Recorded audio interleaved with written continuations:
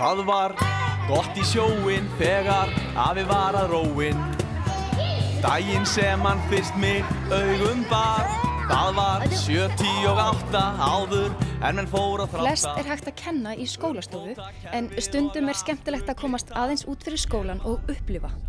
Flest skilningarvitin voru virkjuð þegar krakkarnir á yngsta stigi í Djúpavogsskóla fengu að heimsækja sjávarútvegsfyrirtæki í bænum. Stelpur, þetta búin að vera svolítið skemmtilegur dagur í skólanum, eða ekki? Jú. Hvað voruð þið að gera? Gera fiskabúr og vorum að skoða fyrirtækin sem var með fiskum og vorum að fjalla fiska. Hvað fyrirtæki voruð að heimsækja? Frystihúsið, Fiskgjaldið og fiskmarkaðurinn. Hvað fannst þér skemmtilegast? Búlandstundur og frystihúsið. Já, við skiptuðum í 3 hópa og fórum með þau í fiskmarkað Djúpavogs, Fiskgjaldi Austfjarða og Búlandsstund sem svona laxeldisvinnslan okkar og laxavinnslan okkar og bara frystihúsið sem unnið með þorsk. Og þar fengu þau að sjá bara ferlið frá því að laxinn fer í kvíarnar og þangað til hann nánast kominn á borð af því að ég ekki frá því að sé lax í matinn í vikunni. Þannig að þau búin að kynnast í ferli og fara inn í frystihús og fá að labba vinnslusalinn sem var alveg ótrúlega merkilegt og flott og skemmtilegt. Hvað fannst þér svona áhugaverðast?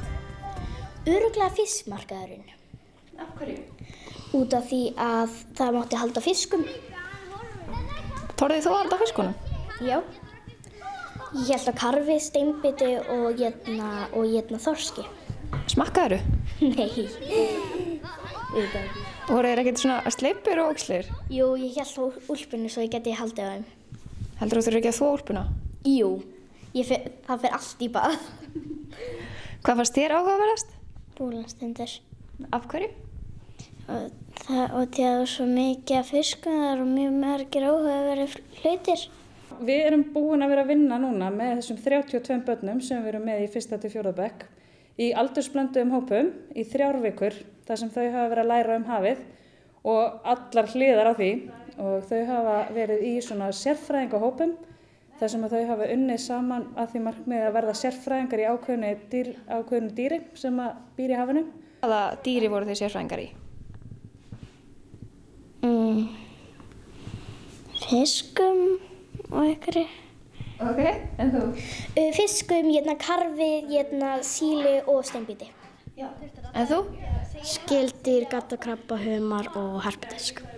Ok, segðu mér eitthvað merkilegt hörpudisk. Ég man ekki neitt hörpudisk, Nei. Þannig að við erum Sitthúslóbær og hluti af því að læra bara og kynna börnin sérstaklega fyrir því hvaða starfsemi í bænum, hvernig hún fer fram, hvernig bara tæknin hefur haft áhrif á Djúpavog, hvernig líf á Djúpavogi hefur breyst út frá tækninni. Og þetta náttúrulega íslenska, náttúrugreinar, lykilhæfni aðalnámskrá sem við höfum unnið sérstaklega með í þessari sérfræðingavinnu. Svo höfum við einnig verið að samþætta þetta við Sitthúsló eins og ég sagði, en jafnframt listgreinar og textílmennt. Eins og við sjáum á þessu fiskabúri sem ég er með hjá mér, þá þetta svona prótótýpan sem kennarinn bjó til og hér eru verk í vinnslu fyrir aftan þar sem nemendur eru búin að vinna að sínu og þetta í listgreinum og svo hafa í textílmennt verið að sauma svona fína karfa til dæmis og læra að vinna með nálatuna. Þannig að svo eru fjöruferð og vettvangsferð og alls konar. Þannig að þetta búið að vera virkilega fjölbreytt og skemmtileg vinna.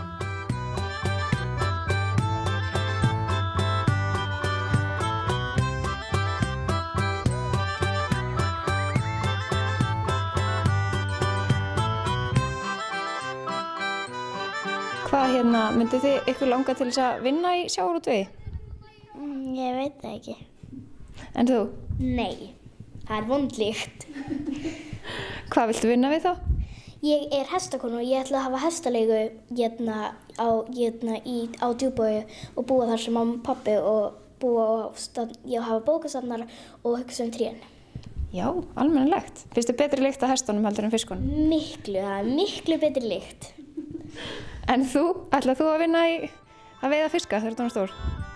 Nei, kannski ef ég verið sjómkona, kannski.